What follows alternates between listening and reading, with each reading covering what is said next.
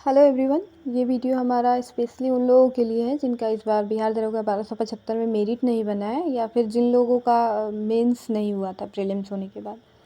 तो देखिए, ये जिन लोगों का मेरिट नहीं बना है इस बार, उन लोगों के लिए ये समय अभी का बहुत कठिन है, कि आपको पता है कि सब सब लोग जानते हैं कि स्पेशली जो मेरिट से छँटते हैं उनमें और फाइनल जो सिलेक्शन होता है उनमें बहुत ज़्यादा डिफरेंस नहीं होता है। 1-2 मार्क्स के डिफरेंस से कोई हीरो बन जाता है और कोई वापस से ज़ीरो पे आ जाता है। तो और बहुत बार तो पॉइंट में होता है, पॉइंट 1 पॉइंट 2 ऐसे छूटता है। तो ये तो स्कोर कार्ड के बाद पता चलेगा कि किसका कितना मार्क्स है, लेकिन बहुत ज़्यादा डिफरेंस नहीं रहता है। तो फिर और लगभग 1-1.5 साल का प्रोसेस होता है। स्पेशली जिन लोगों का तीसरा चौथा अटेम्प्ट है वो 3-4 साल से इसी में लगे हैं, या फिर जिनका पहला भी है वो इसी में 1 साल से पिछले लगे हुए थे। पहले प्रीलिम्स, फिर मेंस, फिर फिजिकल की तैयारी, फिर उसके बाद फिजिकल के बाद आप लगातार रिजल्ट देख रहे थे कि आज आएगा या कल आएगा, या फिर उसके रिज़ल्ट देखने के लिए आपको एक्साइटमेंट भी था, साथ में डर भी था कि पता नहीं मेरा होगा या नहीं। और इन सारे प्रोसेस के बाद आपका फाइनल सिलेक्शन नहीं हुआ, तो बहुत दुःख होता है। लेकिन अब देखिए, एक चीज़ और ये भी है कि आपको हर जगह अभी वही देखने को मिल रहा होगा। न्यूज़पेपर में कि जिसका सिलेक्शन हुआ है वो न्यूज़पेपर में आ रहे होंगे, या फिर यूट्यूब पे हिट कर रहे होंगे, हर जगह उनका चर्चा हो रहा होगा, और आप फिर देख के और ज़्यादा बुरा लग रहा होगा आपको। तो यही है कि हर चीज़ अपने कंट्रोल में नहीं होता है, आप कुछ नहीं कर सकते हैं। आपके हाथ में अपना मेहनत करना था, आपने मेहनत किया, रिज़ल्ट नहीं बना तो कोई बात नहीं, अगले बार फिर से ट्राई करेंगे, फिर से होगा।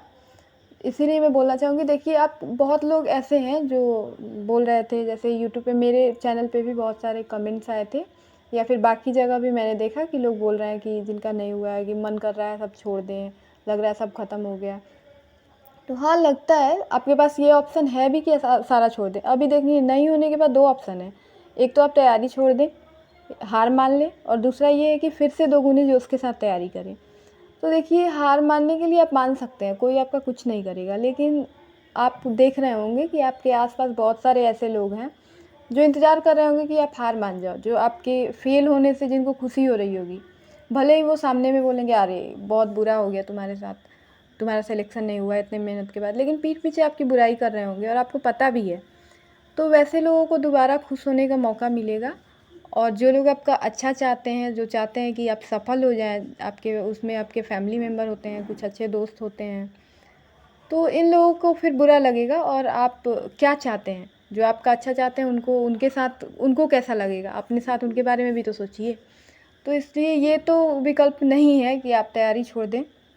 हाँ, ये हो सकता है कि आप वैकेंसी आने तक का फिर से वेट नहीं करें, आप कोई और एग्ज़ाम भी साथ में ले सकते हैं। जैसे बहुत सारी वैकेंसी है, सीजीएल का है, सीएचएसएल का चल रहा था अभी, और उसके बाद बीएसएससी भी है। तो इन सब एग्ज़ाम को भी आप टारगेट कर सकते हैं, क्योंकि आप जब यहाँ 1275 में यहाँ तक आ सकते हैं, तो आप में वो उतनी क्षमता है कि आप उसमें भी फ़ाइनल कर सकते हैं। तो अगर आप सरकारी नौकरी लेना चाहते हैं, तो आप आराम से कर सकते हैं, आपका हो जाएगा।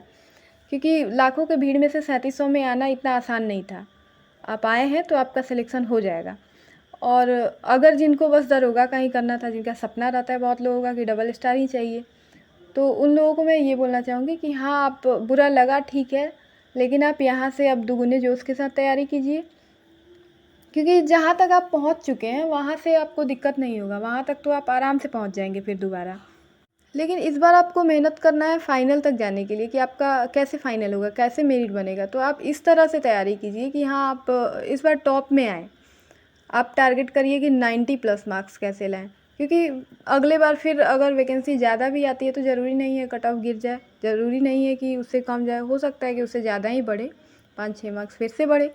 तो तैयारी उसी के अकॉर्डिंग अगर अभी से करते हैं तो आपके लिए तो फ़ायदा है, आपको पता भी है कि क्वेश्चन कहाँ से आता है, तो आसान है।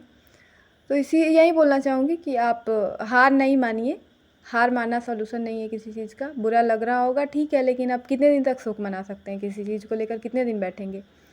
और अब दूसरे लोगों के बारे में बात करते हैं, जो लोग प्रीलिम्स पास करके मेंस क्वालीफाई नहीं कर पाए, उन लोगों को भी बुरा लग रहा होगा। तो उन लोगों के लिए ये बोलना चाहूँगी कि 25,000, 6.5 लाख में से 25,000 में आप आए थे, तो आप भी उतने कम नहीं हैं, आप अपने आप को कम मत समझिए। हाँ, मेंस में हो सकता है कि बहुत लोगों का पहली बार था, तो मेंस में नहीं आने का कारण रहा होगा कि मेंस में समय भी कम मिला।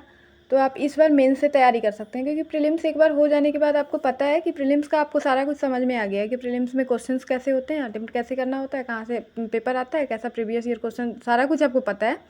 तो अगले बार भी आप आसानी से कर लेंगे। तो आपको अब मेहनत मेंस के लिए करना है। तो अगर आप अभी से करेंगे, मेंस का प्रीवियस ईयर क्वेश्चन देखिए, उसका सिलेबस देखिए, तो आपके लिए आसान हो जाएगा, क्योंकि आपको फिर से समय नहीं मिलेगा। अगर वैकेंसी आएगा तो प्रीलिम्स के बाद फिर से आपको समय नहीं मिलेगा। हो सकता है कि आप मेंस क्वालिफाई कर भी जाएँ तो फिर मेरिट नहीं बनेगा। तो इसलिए आपको पहले से करना पड़ेगा, आपको बहुत ज़्यादा मेहनत करनी है जिससे आप मेरिट में आ सकें।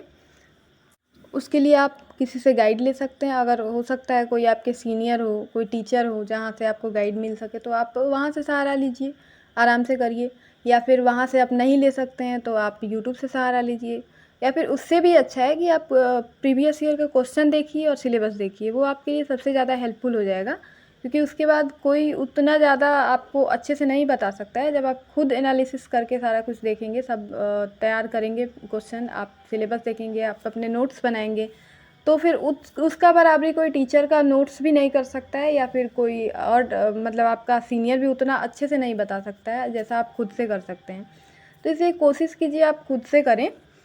और एक चीज़ और मैं आपको ऑनेस्टली बोलूँगी कि आप वैकेंसी पे डिपेंडेंट मत रहिए। जो लोग मतलब बस चाहते हैं कि कहीं सिलेक्शन हो जाए, तो वो बस इंतज़ार में नहीं रहें कि हाँ वैकेंसी आएगा तो उसी का फॉर्म भरेंगे। आप बाकी सब भी टारगेट कीजिए, कहीं न कहीं अगर हो जाता है, गवर्नमेंट जॉब हो जाने के बाद बहुत प्रेशर कम हो जाता है आपके ऊपर।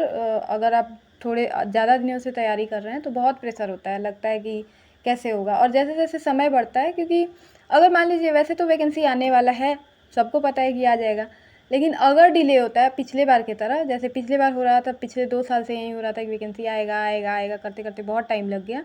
तो अगर इस बार भी वैसा होता है तो फिर आप क्या करेंगे? लास्ट में डिमोटिवेट हो जाते हैं सारे लोग, फिर उतना मेहनत नहीं कर पाते हैं, समय नहीं दे पाते हैं, उन फ्रस्ट्रेशन में लगता है कि क्या करें, कैसे एग्ज़ाम होगा, कब होगा? तो इन सब चीज़ों से बचने के लिए अच्छा है कि आप जो एग्ज़ाम आपके सामने है, आप उनको अच्छे से करें। कहीं सिलेक्शन हो जाएगा तो फिर आप वापस से अगर चाहेंगे दोबारा एग्ज़ाम देने का तब भी दे सकते हैं, तब और आसानी से आप एग्ज़ाम क्लियर कर सकते हैं। यही बोलना चाहूँगी कि आप जैसे भी हो तैयारी अपना अच्छे से करें, और मेहनत कहीं भी वेस्ट नहीं जाता है। आप अगर अच्छे से पढ़ाई करते हैं, मेहनत करते हैं, तो कभी भी बर्बाद नहीं होगा, वो आपका रिज़ल्ट मिलेगा ही, आज नहीं तो कल आपको उसका फल मिलेगा। तो इसलिए घबराइए नहीं, पेशेंस रखिए, आराम से तैयारी कीजिए, और हो गया, दुःख मनाना था उतना मना लिए। अब अपने आप को समझाइए, क्योंकि बाकी लोग, जिन लोगों का नहीं बना है मेरिट, वो लोग तैयारी में जुट गए हैं। अगर आप देर करते हैं, सोचते हैं कि कुछ दिन और मतलब अच्छे से मन नहीं कर रहा होगा, तो आप सोच रहे होंगे करेंगे करेंगे, तो इसका फिर से आपको नुकसान झेलना पड़ सकता है। इसलिए ज़्यादा समय मत गंवाइए, आप अपनी तैयारी स्टार्ट कीजिए, अच्छे से कीजिए। All the best. और आज के लिए हम इतना ही बात